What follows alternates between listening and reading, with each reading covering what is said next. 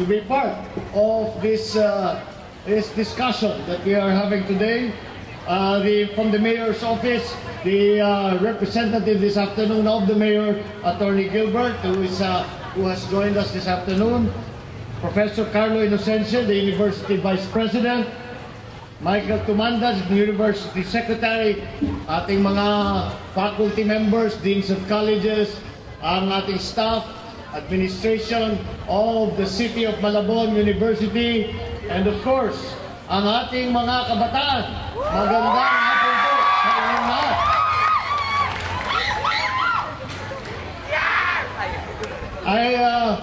I'm in the middle of my campaign for Vice President. As I'm sure you have heard, ako ay nag-file bilang kandidato para sa Vice President. Ngunit hindi ako rito para mangampanya.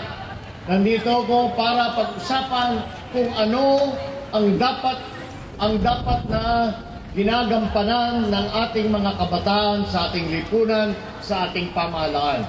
As has been mentioned in the introduction, I have always been interested. Lagi kong tinitignan ang tinatawag na youth movement dahil napakahalaga para sa akin. Bakit sa palagay ko na ang kabataan ay napaka-importante hindi lamang sa pamahalaan kundi sa buong lipunan. At nangyari lahat ito dahil sa aking pagmulat nung nakita ko na ang mga kabataan ay maraming kontribusyon na may bibigay, na may tutulong sa ating mga leader, sa ating mga iba't ibang opisyal. Kaya kagaya na sabi ko, hindi lamang sa pamahalaan kundi sa private sector din. Bakit? Ano yung sinasabi ko? Alam niyo, the reason that I wrote the law that created the National Youth Commission was because when I became congressman, I realized na wala pala tayong organisasyon na para magbigyan ng boses ang kabataan. Para sa akin, importante ang kabataan ay may boses sa pamahalaan. Bakit? Unang-una, ang mga kabataan ay may mga issue, may mga problema na hinaharap, kagaya ng tuition, kagaya ng bullying, kagaya ng drugs, kagaya ng school supply. Lahat ito mga issue ng kabataan na hindi iniisip, hindi hinaharap ng mga nakakatanda sa kanila. Kaya't kailangan bigyan ng boses ang kabataan para masabi kung ano ang inyong pangangailangan. Dahil kung hindi nyo masabi, ay hindi mabibigyan na solusyon yung mga hinaharap ninyong problema. Pangalawa, ang pamahalaan ay kadalasan kaming mga nakaupo dyan, very experienced, very matagal na sa trabaho. So we need the new ideas that young people bring to our work in government. Let me give you a perfect example. Pagka pinapaliwanag ko, tatlong anak kong lalaki. My eldest is 21, my second is 19, ang bunso ko 18 years old. Sinasabi ko sa kanila, papupuntahin ko rito pagka natapos na sila kung saan kanila para mabisita kayo. Hindi, kung minsan nag-uusap kami, tinatawanan nila ako pagka sinasabi ko, may panahon sa buhay ko, nung ako'y kaedad ninyo, wala kaming computer, wala kaming smartphone, walang internet. Halos di sila sabi, they look at me as if I come from Mars. Sabi, bakit kaya? Totoo ba yan? Meron bang panahon na gano'n? Sabi ko, meron. But that is precisely what I am referring to.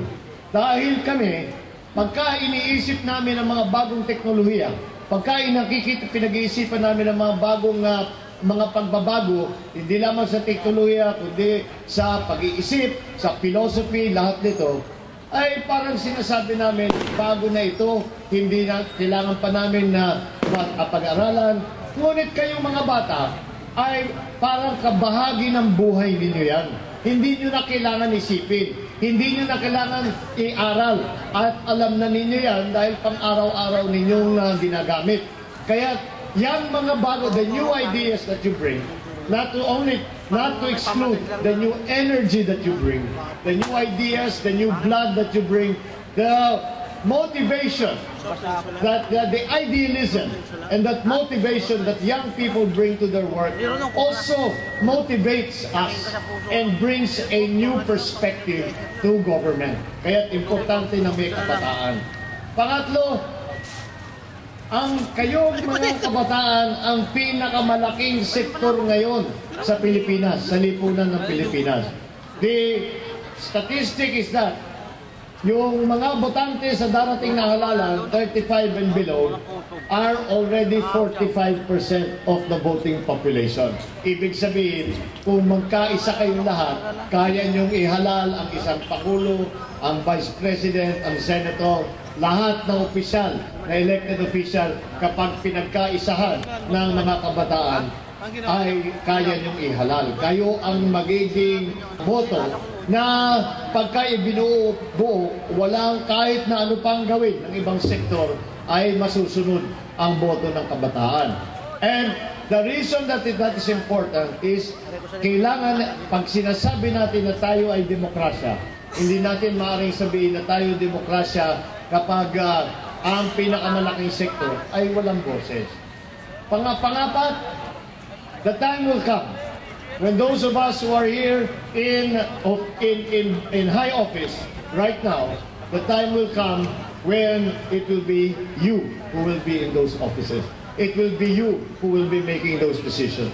And when that day comes, we have to be able to have provided you with the opportunity to gain some experience in government work, para alam ninyo kung paano ayusin ang problema, kung paano harapin ang mga hinihingi at kinakailangan ng ating mga kababayan. Nang makilala na ninyo kung sino ang mga dapat kausapin, kung paano ipatakbo ang pamahalaan para tulungan ang taong bayan. That is why it is so important that young people be given a voice, be given a role in society, not only in government but in all parts of society. And that is why I have always been an important, I have always tried to champion the cause of the young people. This started a long time ago when I was also a student like you, at nakita ko yung kung pagka pinakinggan natin ang mga kabataan, maraming magagawa, maraming pagbabago. And that's why during my political career, I have used my position always to bring the youth to the forefront. And that is why I wrote the law that created the National Youth Commission. That is why I refused recently when the Sangguniang Kabataan elections were coming up and there were voices that we were hearing, sinasabi, i-abolish na lang yan, ika nila. Kako hindi maaari yan. Hindi mo basta't pwedeng tanggalin ang boses ng ating kabataan. Kaya ang ginawa namin, imbis na i-abolish yung SK, pinakinggan namin ang mga hinain ng lahat ng sektor at gumawa kami ng bagong SK. Kaya pagkadating ng Oktubre, sa darating na Oktubre, magkakaroon ng SK election, iba na ang sistema na susundan natin. Unang-una, ang ginawa naman sa SK, di ba 15 to 17 ngayon? Ang problema, 15 to 17, karamihan ng estudyante. Hindi naman natin pwedeng sabihin, huwag kayong mag-aaral, mag-SK muna kayo. Kaya ang ginawa namin, pinanta namin yung age range. Ang tawag namin ngayon, ang Katipunan ng Kabataan. Ang grupong bumoboto para sa mga SK officials, 30 years old and below na. Dahil para naman lahat ng mga gustong tumulong, lahat ng gustong makilahok sa youth movement ay maaari pa rin sumama at tumulong. That is one of the main objectives of our SK Reform Bill. Pinagsama-sama po natin lahat ng grupo, lahat ng ating mga NGO para na matulungan. Kaya ang kabataan para sa amin, kaya meron akong proposal. Simple lang ang proposal ko. Dahil marami akong naririnig ng nanggagaling sa ating mga estudyante at pati na sa out of school youth na hindi sila nakapasok sa eskwelahan dahil hindi nila kaya. At hindi kaya ng kanilang magulang ang pambayad. Kaya ang proposal ko para sa mga state universities and college ay napakasimple lamang. ang aking proposal ay dapat lahat ng state and university college ay libre ang tuition, libre ang matrikulasyon. Bakit ko pinoproposal?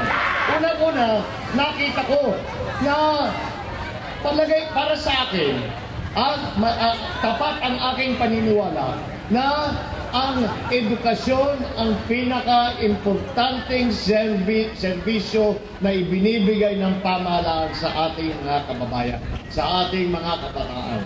Yan, kaya kailangan talaga natin na gawin ang lahat para magkaroon ng magandang training, magandang edukasyon ang ating mga kabataan. Kaya kung nakita po natin, ang dami, palagay ko may kilala kayo, yung mga tinanggap naman sa university, tinanggap naman sa college, pero hindi makapasok dahil hindi kaya ang pambayad.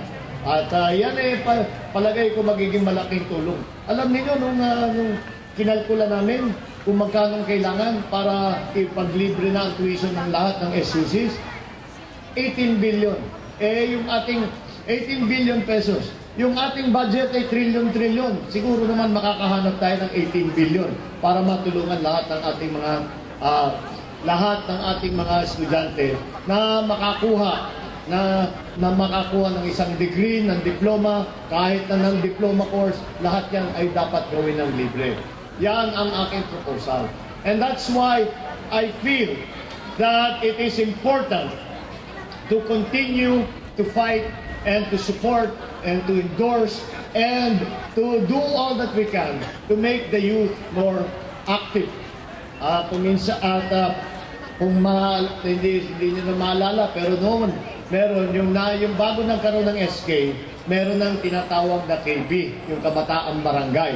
Yun ang youth movement noon. At yung youth movement noon ay simpleng-simple lang ang aming sigaw.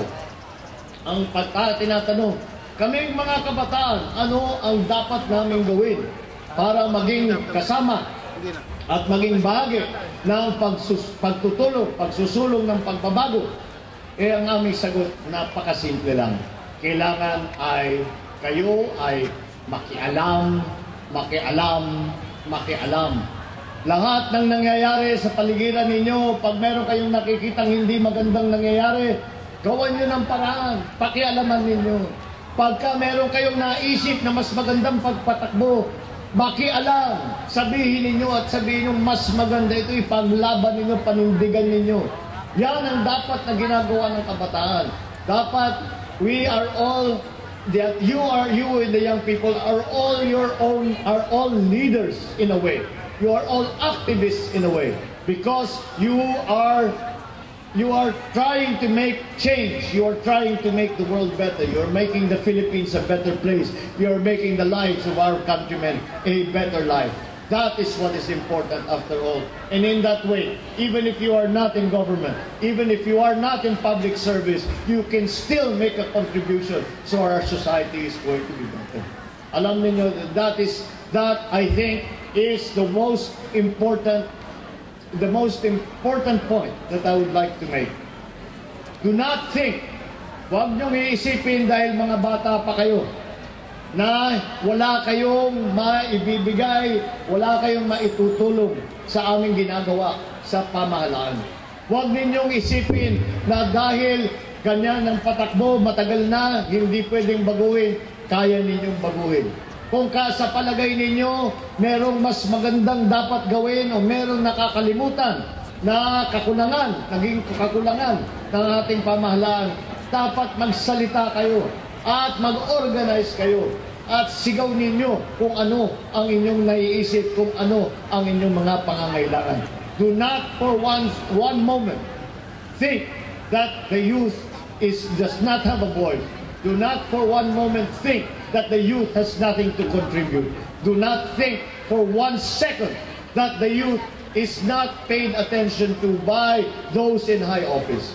We do. We listen to you. You are important to us. You are nothing less than our future. And because of that, what we do today, lahat ng aming ginagawa ay hindi naman kami ang nakikinabang. Ito ay para sa kinabukasan, para sa inyong magiging buhay. And so it is important that you talk to us and you involve yourself. And in that way, we can make the best future possible, the best future that we know how for you, the young people. That remains a cause that I will continue to fight for. That is a cause that I will continue to speak about. And whatever position I ever am in government, then you can count on me. Asahan po ninyo na ako ay kahit tumanda na ng gusto, boses pa rin ng kabataan ang ipaglalaban ko. Boses po ninyo ang ipaglalaban ko. Yan ang inyong maasahan. Dahil ito ay naging advokasya ko na habang buhay ko na. Sinimulan ko, teenager pa ako. Hindi ko natitigilan ito habang buhay dahil talagang mahalaga para sa akin ang kabataan, ang kakayahan ng kabataan, ang galing ng kabataan, ang sipag ng kabataan, ang idealismo ng kabataan. Kailangan na kailangan namin kayo sa ating lipunan. So that is the role that I believe that young people can still always have during the time that they are students, during the time that they have not yet entered into their adult life. And in that time, you begin to understand and to learn how to make the Philippines a better country, how to help your fellow Filipinos, and how to bring change to our society and for the better so that we have a bright future that you, the young people, will create. Maraming salamat sa inyo at magandang hapon po sa inyo lahat.